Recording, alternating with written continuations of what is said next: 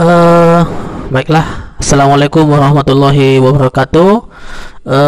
Selamat pagi semuanya. Mudah-mudahan di pertemuan kita yang ke-13 ini dalam keadaan suasana sehat ya. Kemudian juga tahun 2020 sudah berlalu.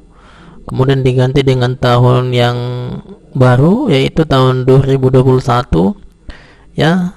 Jadi kita di tahun 2021 ini semua ya berharap mudah-mudahan COVID ataupun virus corona ini segera berakhir dan kembali ke asalnya. Untuk itu Bapak Ibu semua, mari kita jaga terus kesehatan kita. Kemudian juga kita jangan lupa selalu berdoa kepada Allah Subhanahu wa taala, kepada Tuhan yang Maha Kuasa. Oke, baiklah, mungkin pada pertemuan hari ini memang sudah saya ya rencanakan setelah nanti kita sudah selesai pertemuan yang ke-12, misalnya yang pertemuan ke-12 itu materinya yang ini yaitu materi forward dengan fitur dengan fitur NAT di Mikrotik. Mungkin ini sudah diketahui semuanya kenapa kita melakukan forward. Ini adalah pertemuan yang ke-12, tetapi perlu saya ulangi, kenapa kita melakukan forward terhadap suatu server ataupun suatu alamat IP yang ketika dia itu bisa diakses lokal. Misalnya ini adalah misalnya lokal nih ya kan, misalnya ini adalah lokal 199, ini 65.82.8081. Nah, ini adalah kalau Anda lihat ini adalah lokal. Misalnya saya buat dulu nextcloud user, passwordnya misalnya ini, kalau diperhatikan ini adalah lokal. Nah, bagaimana ini supaya bisa diakses online? Itulah forward tadi. Nah, kebetulan saya sekarang lagi di bagian lokal, yaitu saya menjalankan ini saya berada di kampus. Kemudian bagaimana supaya ini bisa di online kan? Itu harus melakukan forward sesuai dengan materi yang kita sudah pelajari pertemuan yang ke-11 di sini ya. Jadi ini juga bisa Anda lihat di video YouTube-nya ini, materi yang kemarin itu. Jadi di sini juga udah saya buat di sini deskripsinya. Dijelaskan jaringan lokal dapat diakses dari luar, maka dilakukan forward alamat lokal server, selanjutnya diteruskan melalui NAT. Ya, mungkin ini saya hanya preview kembali ya. Jadi mungkin yang sudah ini adalah konfigurasi minggu yang lalu itu, ini adalah menggunakan JNS3 yang dilakukan di dalam Mikrotik ya, menggunakan router. Tetapi kalau misalnya dengan kenyataannya yang sudah saya buat di Mikrotik, kalau kita lihat misalnya di sini ya. Jadi untuk melihat di mana sih IP yang di forward itu, di sini dia. IP, kemudian firewall, kemudian NAT. Nah, di sinilah dia. Inilah dia port-port yang tadi. Misalnya adalah port yang kita buat yang ini tadi, 8081 ya. Ini tadi port 8081 itu adalah kita lihat yang ini. Ini dia. Nah, kalau misalnya ini diakses online, bagaimana caranya? Kalau diakses online ya, itu nanti kita harus membuat harus ada yang namanya IP publicnya. Jadi sudah saya jelaskan juga di YouTube saya ini ya. Di bagian akhir itu harus ada kita menggunakan IP public kita. Ya, IP public itu adalah IP bawaan modem, apakah dia itu dynamic ya, IP-nya modelnya selalu bertukar-tukar, ataupun IP static tapi dia public. Cara ngeceknya yaitu kita cek aja seperti ini. My IP address. Ini dia. Jadi kalau misalnya kita ingin melihat IP kita ya, kita di sini nanti pada saat kita buka website ini, maka akan diketahui alamat IP kita. Nah, inilah IP. address publik kita. Ya, itu ya. Nah, jadi maksud saya pertemuan hari ini ya, bagaimana mengamankan server kita tadi ya, bagaimana mengamankan server kita tadi supaya aman gitu ya, supaya aman di dalam Microtik ini. Jadi ini bisa diamankan gitu ya. Salah satunya kita menghindari supaya tidak terjadi scanning ataupun pindaian dari luar gitu ya. Nah, sebenarnya bisa kita lihat activity-nya di sini di bagian log ya. Nah, di bagian log ini sebenarnya ini ada aktivitas ya. Nah, jadi kalau misalnya kita nggak amankan ini mungkin dalam keadaan aman ya. Saya sudah kunci semua. Kalau misalnya ini kita tidak amankan ya, maka nanti dia merah, ada nanti yang brute force ya. Brute force itu artinya ya ada pengguna lain di dalam internet itu selalu ingin masuk ke dalam server kita. Nanti dia itu bisa melalui via SSH ya, via telnet ya. Maka perlu kita ketahui port-port yang ada di dalam itu harus kita amankan. Nah, itu dia ya. Oke, mungkin saya masuk ke dalam pembahasannya ya. Pembahasan ataupun materi yang tepat pada hari ini adalah mengamankan ya. Kita itu melakukan mengamankan server dari serangan ya, dari serangan gitu ya, attack ya. Mengamankan server dari serangan gitu. Apakah dia DDoS ya, apakah dia brute force, dan masih banyak sekali ya jenis-jenis serangan yang dilakukan oleh hacker ke dalam untuk menerobos sebuah keamanan server gitu. Jadi ini sebenarnya adalah trik di dalam, ada namanya di Microtik ini ada juga. Jadi router itu selain juga melakukan forward, melakukan dia router itu sebagai gateway-nya jaringan ya, gateway-nya internet, dia bisa juga media ataupun alat sebagai keamanan gitu. Oke, jadi yang pertama itu kalau kita lihat DDoS ya. Mungkin kalau Anda bercerita dengan DDoS itu, kalau kita misalnya kita searching misalnya di internet, apa sih itu DDoS gitu. Mungkin DDoS ini adalah sebuah ya serangan gitu ya, denial ya. Kita ketikkan di sini ya, DDoS ya. Singkatannya itu adalah denial of service, serangan dunia maya di mana pelaku berupaya membuat mesin atau sumber daya jaringan tidak tersedia bagi pengguna yang dituju dengan mengganggu layanan host. Pokoknya DDoS lah itu. Jadi ini adalah serangan yang ada di dalam dunia maya lah gitu ya. Apakah dia berjenis brute force ya, dan banyak sekali nanti jenis-jenis serangan yang ada di dalam DDoS itu ya. Oke, jadi sebenarnya ada beberapa solusi ya, ada beberapa solusi. Yang pertama mungkin ya, kita itu bisa membuat suatu langkah-langkah ataupun rule di mana kita nanti akan mendrop terhadap alamat IP asal gitu, dengan tujuan alamat IP-nya itu nanti akan kita close gitu. Ada trik-triknya gitu ya. Mungkin kalau Anda cari pun juga di internet banyak sekali sih tutorialnya ya. Mungkin adalah salah satunya kalau kita lihat di sini misalnya ya. Ini bisa kita lakukan di sini ya. Di terminal ini bisa kita, ini sebenarnya yang saya gunakan ini adalah langsung ya. Saya menggunakan router board yang sudah ada fisiknya diletakkan di sebuah server. Bisa kita langsung, misalnya langkah yang pertama itu sebenarnya ya password juga harus kita amankan juga itu ya kan. Misalnya adalah di sini adalah tools, kemudian di sini adalah ada users ya. Kemudian ada misalnya di sini sistem, kemudian users. Jadi users ini perlu kita ketahui, ini harus kita misalnya di sini adalah full gitu ya. Jadi ini adalah full. User ini perlu kita buat keamanannya gitu.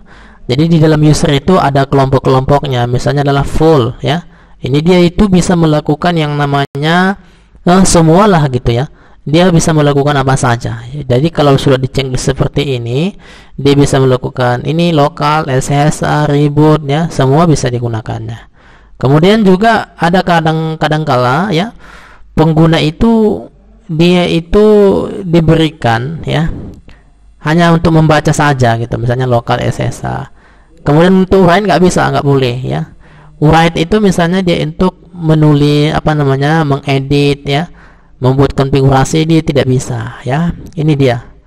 Ada lokal yang selain daripada full tadi, ada write ya, ada FTP, ada keamanan, polisi, kemudian ada DUT. Jadi di sini ada sekitar 1 2 3 4 yang tidak di checklist. Nah, itu dia kalau misalnya read.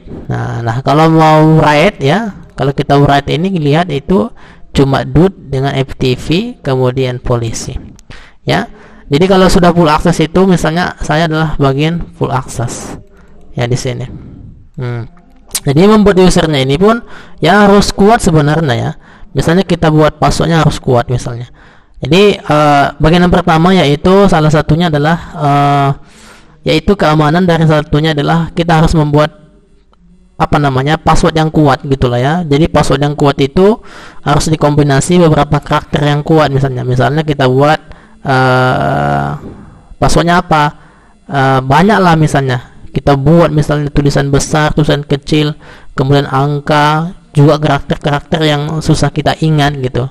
Jadi password itu sebenarnya nggak boleh kita ingat gitu, tetapi seharusnya kita simpan gitulah ya, disimpan di dalam di dokumen rahasia kita simpan dia, atau kalau bisa kita ingat silakan diingat. Misalnya contohnya kalau misalnya dibuat password yang kuat itu ya, misalnya kita buat password yang kuat itu sangat banyak ya. Misalnya password yang kuat nih misalnya kita buat misalnya kayak gini ya, apa passwordnya, kosongin aja, misalnya kita buat kosongin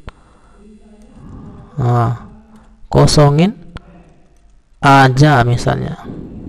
Misalnya kayak gini lah password tuh ya. Kemudian lagi dibuat lagi karakter kayak gini ya. Dan seperti inilah dia harus kuat tuh. Nah, kalau misalnya kita uji ini ya, misalnya kita buat password di sini ya, Google test passwordnya strong password, test strong password. Ini nih. Jadi kalau kita misalnya buka ini password MyLogin ya, web security password. Ini kita coba masukkan dulu sini, apakah password ini kuat gitu ya. Jadi bisa kita uji passwordnya. Biasanya langsung kita masukkan sini, pastikan yang tadi octillion years ya.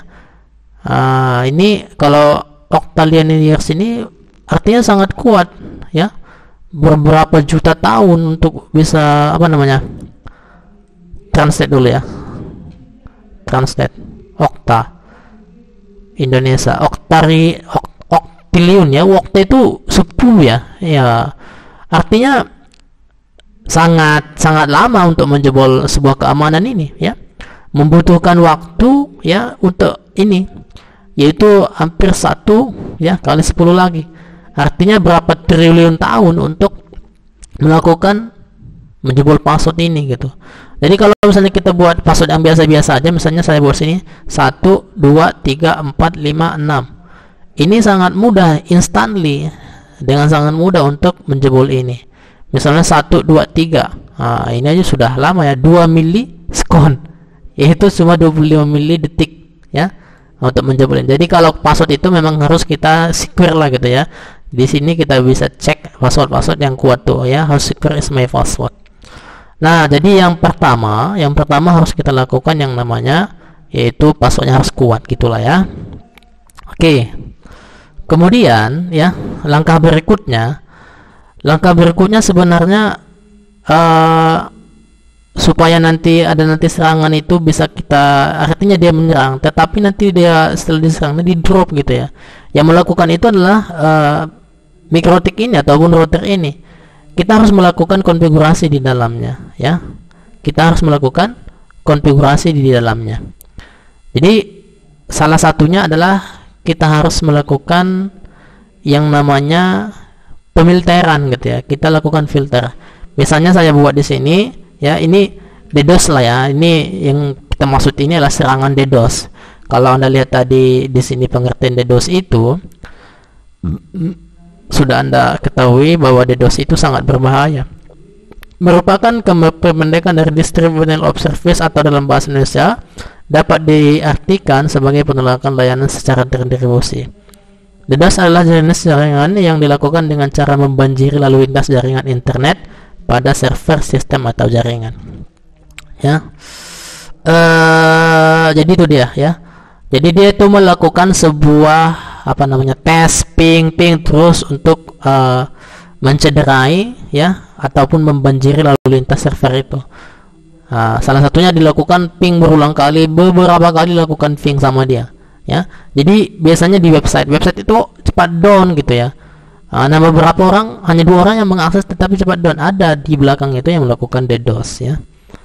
Salah satunya ya, kita harus melakukan yang namanya konfigurasi di dalam router ataupun terminalnya. Salah satunya kita gunakan di sini IP firewall ya.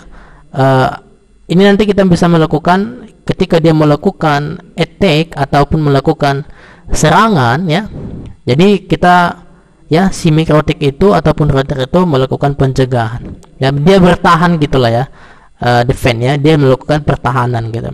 Misalnya di sini adalah pengaturan yang kedua, IP firewall filter ya, add chain, kemudian forward, kemudian connection ya. Ini nanti bisa juga dipraktekkan di di jenis tree-nya. Kemudian new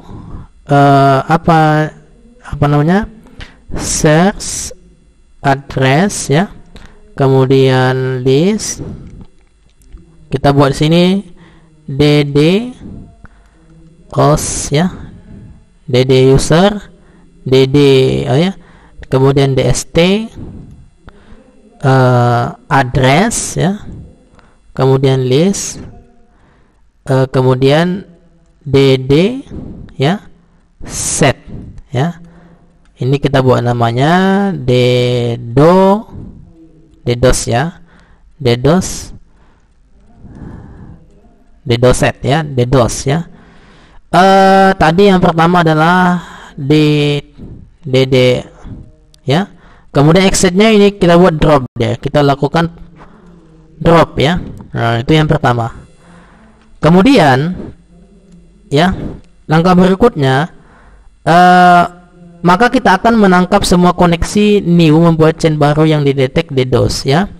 Jadi tadi yang pertama itu kita melakukan ya, membuat rule firewall filter dengan action drop yang ini tadi, kemudian terhadap alamat IP asal. Jadi alamat IP asalnya itu, kemudian dd user ya, user, kemudian dengan tujuan alamat IP yang ini, actionnya itulah drop ya. Kemudian langkah berikutnya kita akan menangkap maka kita akan menangkap semua koneksi ya. Kemudian dengan membuat koneksi new dan membuat ya chainnya itu nanti adalah yaitu detect DDoS lah gitu ya. Misalnya gini, IP firewall, kemudian filter ya, kemudian add chain, forward ya, connection, state ya, is state, kemudian new ya, actionnya itu adalah ya jam, kemudian jam targetnya itu adalah detect. Nah, ini melakukan pendeteksian, detect DDoS. Nah, ini dia ya, nggak ada error ya. Itu untuk perintah terminalnya. Selanjutnya ya, kemudian kita akan membuat rule firewall. Kita akan membuat rule firewall ya, IP firewall filter ya, add chain ya, kemudian detect. Detect apa? Detect DDoS ya, yang sudah kita masukkan tadi di awal ya. Yang ke mana tadi? rule yang kedua ya, yang ini detect DDoS. Jadi otomatis di sini chainnya terisi. Jadi kita sekarang menambah rule-nya ke dalam sini, list ini. Oke, selanjutnya detect DDoS, kemudian DST limitnya. DST limitnya kita masukkan 32, kemudian 32, kemudian source ya.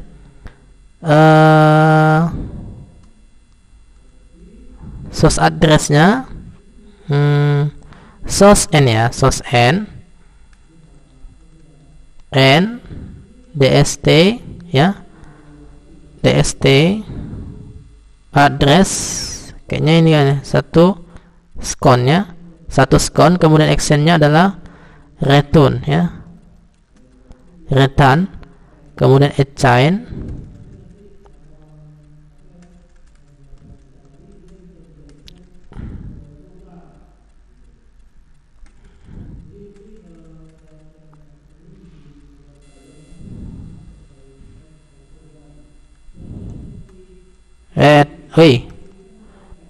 actionnya return. Itu dia ya. Oke, kemudian selanjutnya yang ini, masih yang ini ya. Baru di sini adalah alamat masih yang sama ya.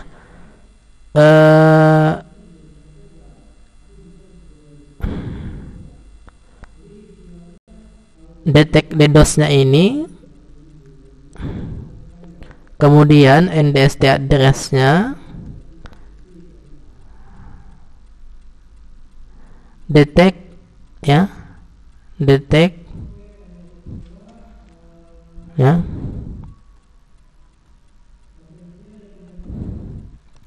kemudian detect ya, detect apa kita buat sini ya, detect DDoS, kemudian source address-nya itu yaitu alamat lokal kita gitu. Misalnya alamat lokal saya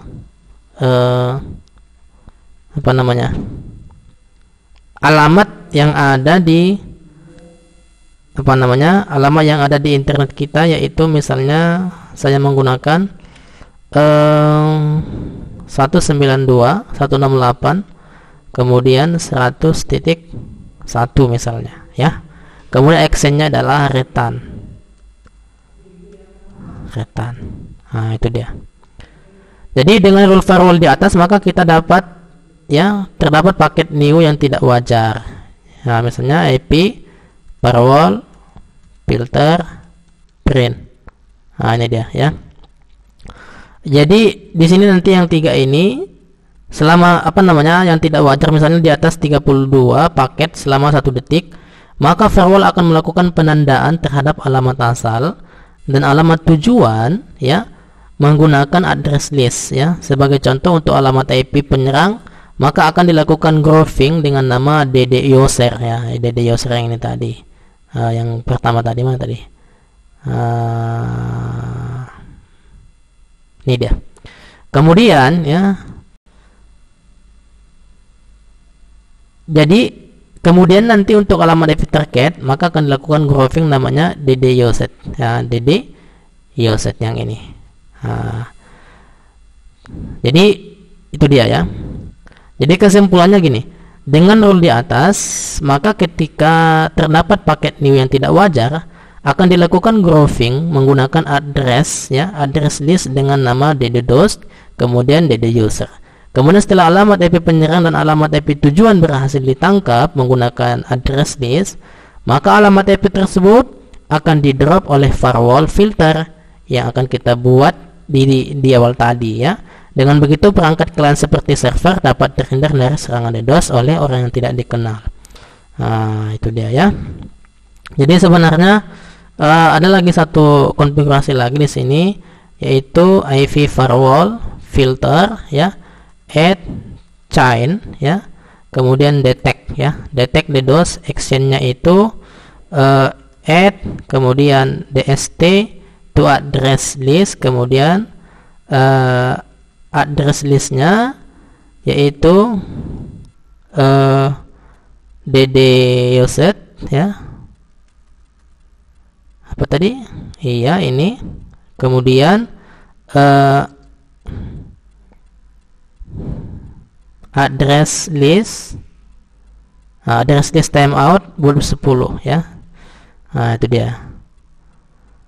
Selanjutnya itu juga kemudian kita buat nanti namanya ya, masih yang sama sih, actionnya address ya, actionnya